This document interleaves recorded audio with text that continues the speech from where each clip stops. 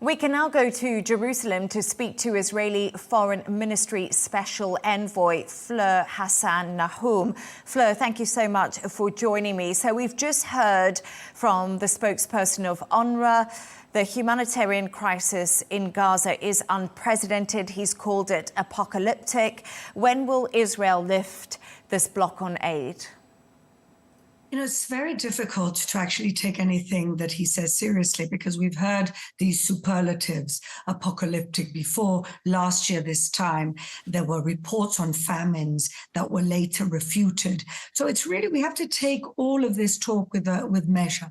What he did say, which is correct, is that during the ceasefire, there were floods and floods of humanitarian aid going in. And this is what people are eating. But what, unfortunately, is missing from his report is the fact that Hamas, for a year and a half, have been stealing humanitarian aid, selling it in the black market at a terrible premium for people. They're well stocked in their tunnels. And there are now demonstrations against the rule of Hamas because people understand the catastrophe they have brought on their own people. That's the first thing. And secondly, we can say that this could all be over in a second to return the 24 living hostages who are currently living like Holocaust sufferers in tunnels. Today is Holocaust Remembrance Day here in Israel. We have 24 Holocaust sufferers at this very moment in the tunnels of Gaza. If they bring them out and if they return our dead, this is all over. Simple as that. OK, Fleur, what do you say to claims by Hamas and aid organisations that humanitarian aid is being used as a bargaining chip and a weapon of war? I know you've spoken about the hostages there, but what is your reply to that?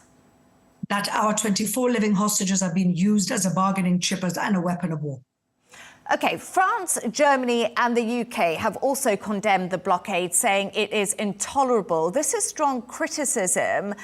I know that Israel is calling for its hostages to be back, but what is your response to the unfolding humanitarian crisis?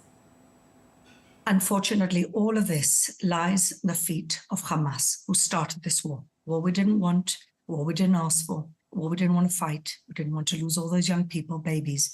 We've had this terrible attack, this terrible massacre on us that unleashed the war. All I say to these countries is that if that would have happened to their country, I wonder what the reaction would have been. And if they want to help the Palestinian people, then perhaps they should take President Trump's advice and let some of those Gazans into their countries as refugees. Maybe that would be more helpful to the Palestinian people than them making declarations that mean nothing. So, Fleur, this week, an Israeli delegation attended mediation talks in Cairo. There are reports a long-term ceasefire that would last between 5 to 7 years was proposed. What's Israel's response to this right now? Well, I'm not privy to the negotiations, but Israel has made very clear that it's got two war aims. One is to return our hostages, living and dead, and the second is to ensure that Hamas no longer rules the Gaza Strip. And any reconstruction of the Gaza Strip, if we bring in regional partners or you bring in international organizations, who's going to want to invest in reconstructing Gaza when it's still being run by genocidal jihadi terrorists that take their orders from the Islamic Republic of Iran? Israeli Foreign Ministry Special Envoy Fleur Hassan-Nahoum, thank you for your insights.